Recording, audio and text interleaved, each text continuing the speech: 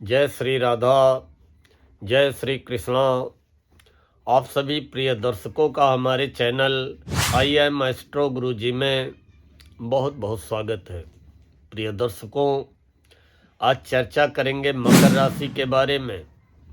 मकर राशि कैप्रिकॉर्न। मकर राशि वालों, देवगुरु बृहस्पति राशि परिवर्तन करने जा रहे हैं और अभी देवगुरु बृहस्पति आपकी राशि से 7वें घर में बहुत शुभ स्थिति में अपनी उच्च राशि कर्क में विराजमान है। देवगुरु बृहस्पति वक्री हो चुके हैं। 11 मार्च 2026 तक वक्री रहेंगे और वक्री अवस्था में ही देवगुरु बृहस्पति फिर वापस मिथुन राशि में पहुंचने जा रहे हैं। मिथुन से कर्क में पहुंचे थे, अब कर्क से फिर मिथुन में पहुंचने जा रहे हैं। 5 दिसंबर को शाम को 5:25 पे 5 दिसंबर को शाम को 5:25 पे देवगुरु बृहस्पति मिथुन राशि में पहुंच जाएंगे और आपकी राशि से छठे घर में हो जाएंगे। छठा घर रोग का होता है, कर्ज का होता है, सेहत का होता है, प्रतिद्वंदी विरोधियों का होता है, दैनिक कार्यों का होता है, दिनचर्या का होता है, प्रतिस्पर्धा का होता है। अब छठे घर में देवगुरु बृहस्पति जब पहुंचेंगे तो दिक्कत तो खड़ी करेंगे, लेकिन हेडिंग हमने दिया है कि आदतों में बदलाव करें, समस्या का समाधान होगा। आपको अपनी आदतों में, अपनी जीवन शैली में, अपनी दिनचर्या में, अपनी प्लानिंग्स में चेंजिंग करनी पड़ेगी। मकर वालों,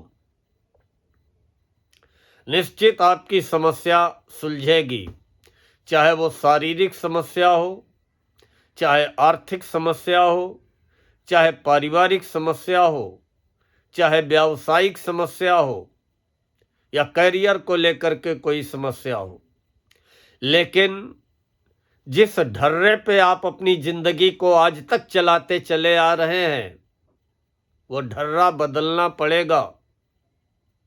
आपको अपनी जीवन शैली में, अपनी दिनचर्या में, अपनी वाणी में, अपनी बातचीत में, अपने स्वभाव में परिवर्तन लाना पड़ेगा अगर आप किसी भी प्रकार का समाधान चाहते हैं। जब तक गुरु छठे रहेंगे, मार्गी हो जाएंगे 11 मार्च को, लेकिन आपकी राशि से छठे घर में देवगुरु बृहस्पति रहेंगे 1 जून 2026 तक। मतलब 5 महीने 26 के 1 महीना दिसंबर, ये 6 महीने। 6 महीने में अगर आपने अपनी आदतों में बदलाव कर लिया, अपने रूटीन को सही कर लिया, अपनी जीवन शैली दिनचर्या में परिवर्तन कर लिया, तो ना तो कोई रोग की समस्या आपको परेशान कर पाएगी, ना तो कोई कर्ज की समस्या परेशान कर पाएगी, ना तो कोई प्रतिद्वंदी आपका कुछ बिगाड़ पाएगा, और ना तो व्यापार व्यवसाय नौकरी में कोई दिक्कत आने पाएगी। 5 दिसंबर की शाम से जैसे ही देवगुरु बृहस्पति वक्री अवस्था में मिथुन राशि में पहुंचकर आपकी राशि से छठे घर में हो जाएंगे, तो जो मकर राशि के व्यापारी हैं, जो व्यापार कर रहे हैं, उन्हें सलाह है कि जल्दबाजी से बचें और बहुत बड़ा जोखिम लेने से बचें, या जोखिम उठाने के पहले 10 बार सोच लें, समझ लें और जो हर पहलू पे बारीकी से विचार कर लें। अतिरिक्त सावधानी आपको बरतनी पड़ेगी। सावधानी तो हर व्यक्ति बरतता है, लेकिन मकर वालों, अब आने वाले 6 महीने आपको अतिरिक्त सावधानी बरतनी पड़ेगी, नहीं तो सम्मान भी प्रभावित हो सकता है और व्यापार व्यवसाय में नुकसान का भी सामना करना पड़ सकता है। पारिवारिक स्थिति हो या आपके निजी आपसी रिश्ते हों, मानसिक रूप से आपको लगेगा कि हमें सुकून ये रिश्ते नहीं दे रहे। ना तो आपसी रिश्तों से सुकून महसूस होगा, ना निजी रिश्तों से सुकून महसूस होगा, और न परिवारजनों के व्यवहार से आपके मन को सुकून मिलेगा। आपके विरोधी, आपके शत्रु, आपके प्रतिद्वंदी आपको किसी न किसी कानूनी विवाद में फंसाने का कार्य करेंगे या कर सकते हैं। आपकी कोई बहुमूल्य चीज चोरी भी हो सकती है, आपके साथ धोखाधड़ी भी हो सकती है, आपके साथ छल कपट भी हो सकता है।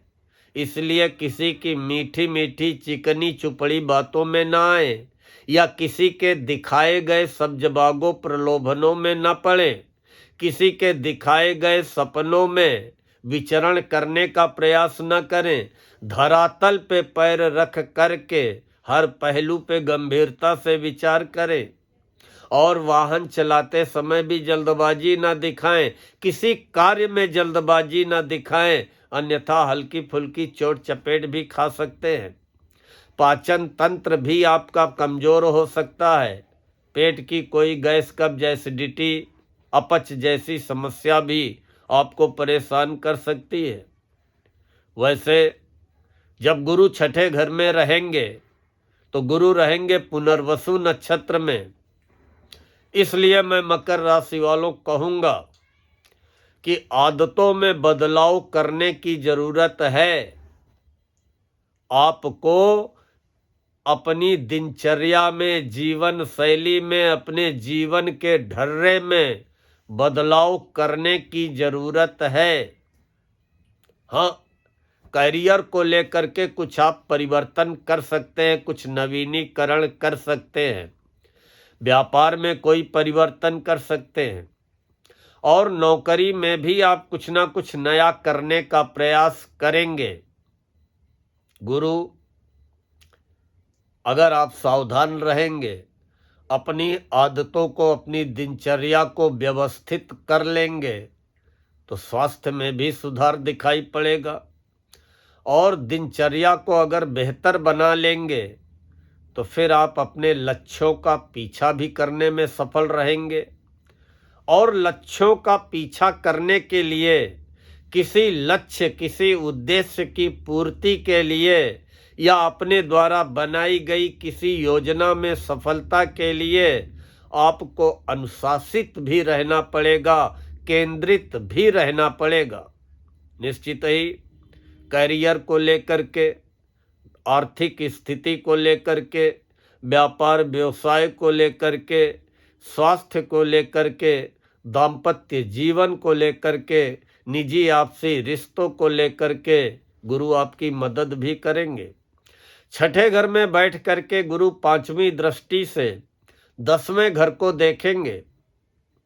निश्चित ही नौकरी में, व्यापार व्यवसाय में लाख अवरोध आए, लाख रुकावटें आए, लेकिन गुरु आपको हर अवरोध, हर बाधा, हर रुकावट से बाहर लाने का प्रयास करेंगे। अर्थात नौकरी, व्यापार, व्यवसाय को लेकर के बहुत अधिक चिंतित होने की आवश्यकता नहीं है, लेकिन आपके द्वारा की गई लापरवाही वही आपका नुकसान करा सकती है। अगर आप राइट टाइम रहे तो फिर नौकरी, व्यापार, व्यवसाय में कोई आपका नुकसान कर नहीं सकता है। 7वीं दृष्टि 12वें घर में पड़ेगी।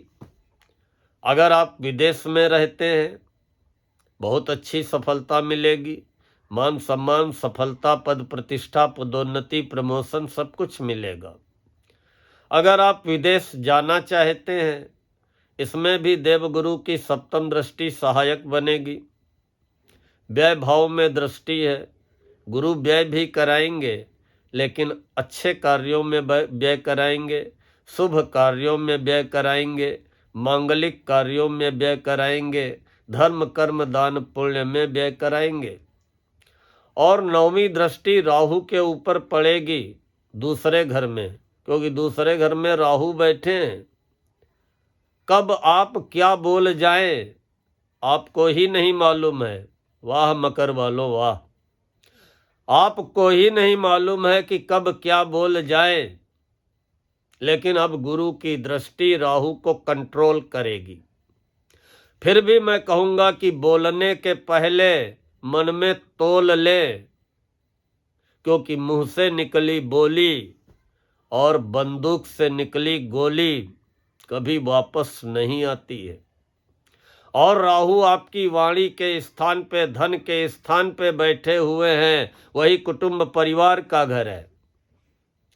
कब कुटुंब परिवार में आपकी वाणी के द्वारा, आपकी जुबान के द्वारा तनाव फैल जाए कोई भरोसा नहीं।